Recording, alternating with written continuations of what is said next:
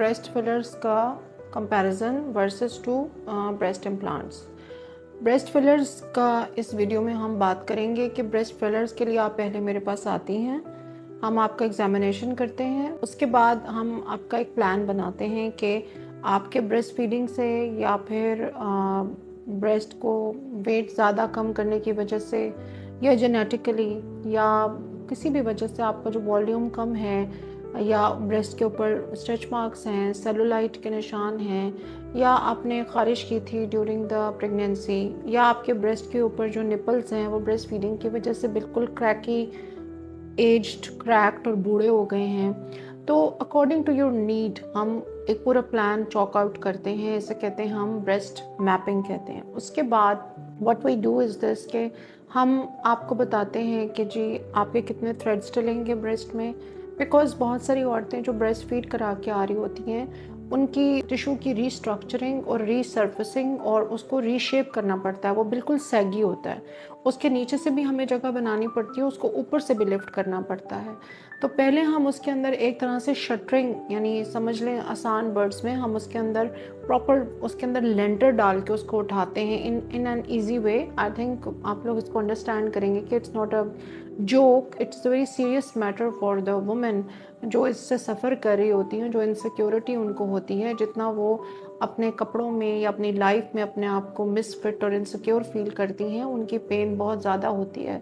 तो just to make you understand, जैसे हम कमरे की एक पूरा स्ट्रक्चर पैदा बनाते हैं, उसमें हम बुनियाद डालते हैं, इसी तरह हम थ्रेड्स के ज़रिए से आपका पूरा रीस्ट्रक्चर करते हैं ब्रेस्ट का, उसको लिफ्ट करते हैं नीचे से, साइड से और ऊपर से।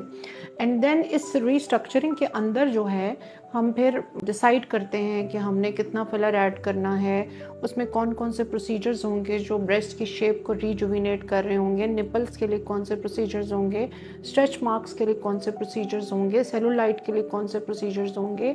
If you want a very young, glowy and rejuvenated nipple and breast, तो उसके लिए कौन से पील्स और कौन सी हम सारी चीज़ें ऐड ऑन करेंगे, उसका हम पूरा एक प्लान, टाइमलाइन और स्ट्रक्चर डिसाइड करते हैं। आप स्पेसिफिक डे के ऊपर मेरे पास आती हैं, उसके बाद हम आपके पूरे एरिया को एंटीसेप्टिक सोल्यूशन से, पायोडीन से नीट करते हैं। जहां आपका ब्रेस्ट की सर्जरी ऑलमोस्ट जो क्लिनिक में हम काम करते हैं 1 से 1.5 घंटा लगता है, जिसके अंदर हम डिपेंडिंग ऑन द टास्क के आपके कितने काम होने वाले हैं उस हिसाब से, यानी अगर आपका सिर्फ ब्रेस्ट लिफ्ट है और बहुत ज़्यादा सेगिनेस नहीं है, बहुत निपल की रिजुविनेशन या बहुत ज़्यादा इस तरह के काम और नहीं हैं, तो इन दैट केस ज़ाहिर है थोड़ा टाइम लगता है। लेकिन अगर आपके बहुत सारे काम हैं तो फिर मैक्सिमम भी 1.5 से 2 घंटे के अंदर आप फारिग हो जाती हैं।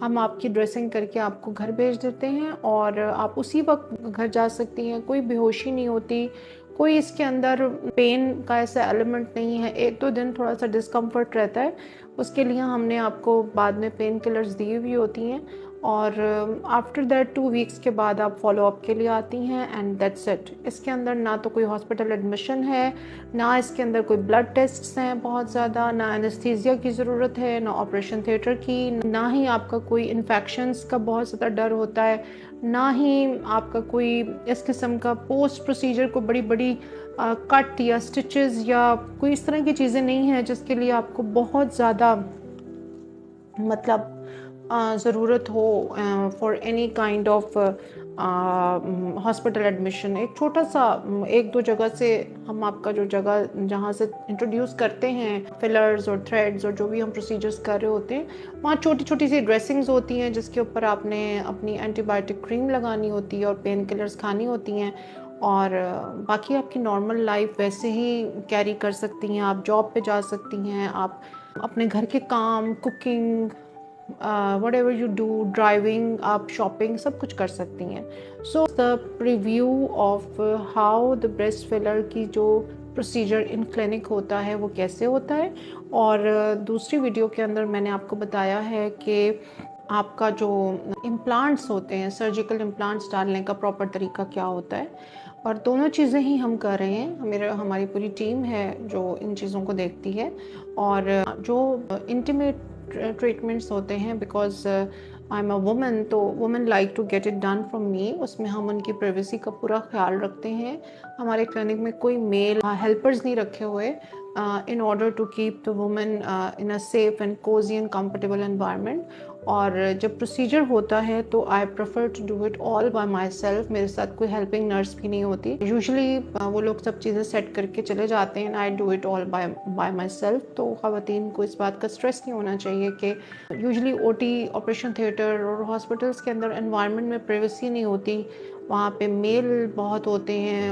ऑपरेशन थिएटर स्टाफ में मेल बहुत ज़्यादा होते हैं। एनेस्थेटिस्ट यूजुअली मेल होते हैं, जिससे ख़वातीन बहुत घबराती हैं। एंड बिकॉज उन्होंने फुल बेहोश होना होता है तो वो बहुत हेजिटेंट होती हैं for these kind of procedures in hospitals.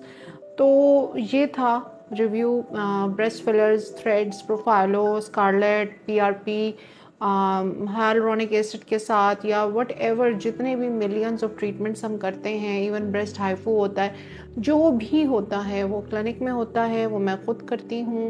And मेरे क्लिनिक में कोई मेल हेल्प हमारी मौजूद नहीं है, बिकॉज हमारी 90% क्लाइंटल जो है they are women not man.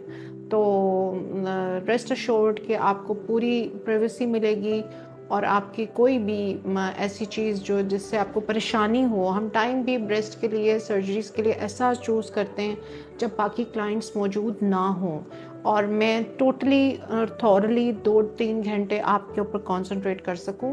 Because वो बार बार क्लाइंट्स का आना जाना जो है वो दैट रियली बॉदरसम थिंग होती है कि फिर हम आपको एक स्पेशल टाइम पे बुलाते हैं जब मैं बिल्कुल फ्री होती हूँ, और उस टाइम पे हम कोई और अपॉइंटमेंट फॉर 3 आवर्स नहीं देते हैं। So this is the way how breast fillers are done and breast treatments are done in our clinic.